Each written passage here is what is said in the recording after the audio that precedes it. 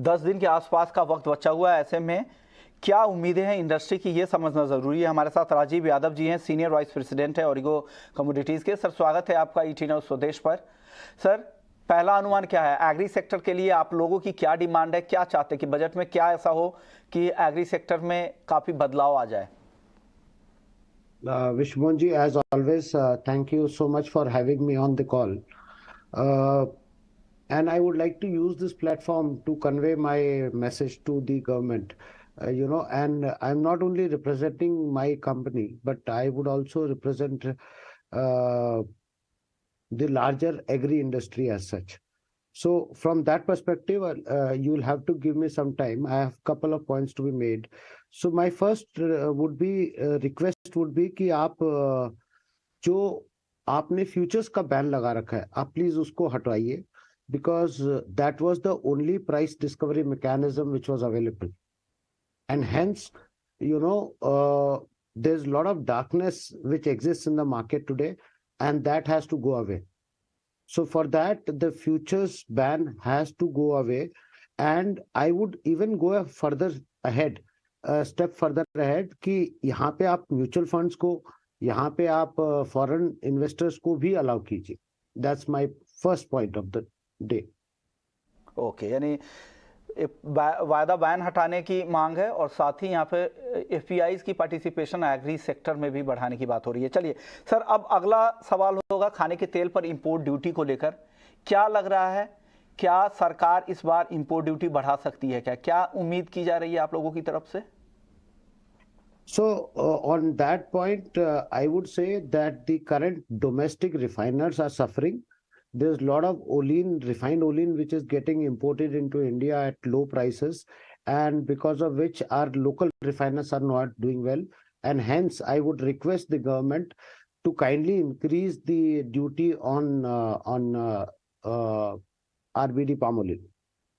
Okay sir, अब अगला सवाल मेरा होगा, क्या सेल्फ रिलायंट बनने के लिए, आत्मनिर्भर बनने के लिए कि खाने के तेल में क्या करने की ज़रूरत है? लंबे समय से इस ओर कोशिश भी हो रही है, लगातार एडिबल ऑयल मिशन के जरिए अलग अलग कोशिश हो रही है कि कैसे अलग अलग राज्यों में जहां पे ट्रेडिशनल खेती अब तक होती रही है, गेहूं चावल पंजाब हरियाणा में, वहां पे कैसे मस्टर्ड की खेती बढ़ाया जाए। पाम तेल की खेती पर लगातार जोर है, बड़े कॉर्पोरेट हाउसेस इस ओर काम भी कर रही है। तो कैसे हम सेल्फ रिलायंट बन सकते हैं, कैसे आत्मनिर्भर बन सकते हैं खाने के तेल की खेती में? सर नहीं, बिल्कुल आपका बहुत ही जायज सवाल है. My take on that is MSP जो है, हम हमेशा ग्रेन्स का बढ़ा देते हैं, ऑयल सीड का कंपैरेटिवली कम बढ़ाते हैं.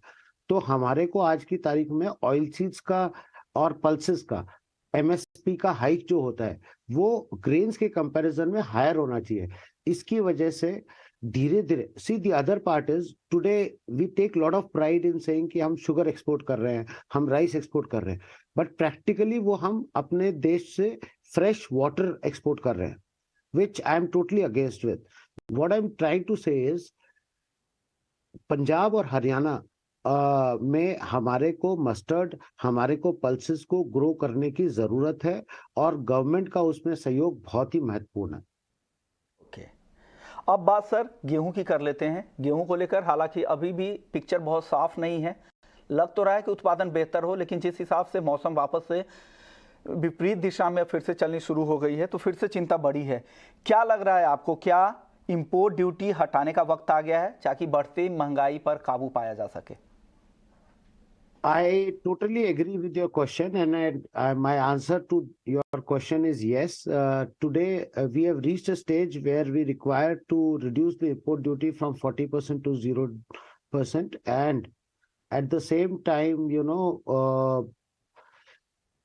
इसकी वजह से अगर आप 40 से 0 कर देंगे तो कोई गेहूं अंदर आएगा नहीं, बट एटलीस्ट सेंटीमेंट जो है, जो आज जो तेजी बनी हुई है, जो इन्फ्लेशन का कारण बना हुआ है, उसको रोकने में जरूर सहयोग करेगा. इसलिए 42-0 करना जरूरी है. अब अगर आप 42-0 कर भी दोगे ना, तो भी कोई इंटरनेशनल गेहूं आज देश में प्रवेश नहीं कर सकता है, because prices are out of a reach. Okay, अब आखिरी सवाल होगा सर, सरसों और मूंगफली के ऑयल मिल एक्सपोर्ट्स को बढ़ावा देने के लिए क्या करने की जरूरत है, कैसे इसे बूस्ट दिया जा सकता है? मैं ये कहूँगा कि हमारे देश में ग्राउंडनट और मस्टर्ड की अच्छी पैदाइश है और अच्छा क्रशिंग है उसका।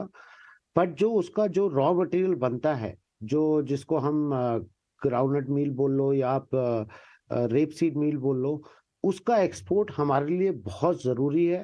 बिकॉज़ डोमेस्टिक मार्केट ग्रो कर रहा है बट इस स्पीड से नहीं ग्रो कर रहा है, जिस स्पीड से ये दोनों क्रॉप्स ग्रो कर रही हैं।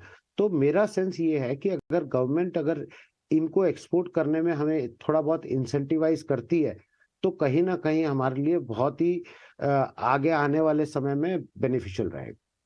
शुक्रिया राजीव यादव जी, आपने वक्त निकाला और आपकी इंडस्ट्री की तरफ से आपने अपनी मांग रखी कि क्या करने की जरूरत है, पर्टिकुलर अपनी कंपनी के लिए नहीं, पूरी इंडस्ट्री के लिए ओवरऑल आप अपने मांग रखी बजट से।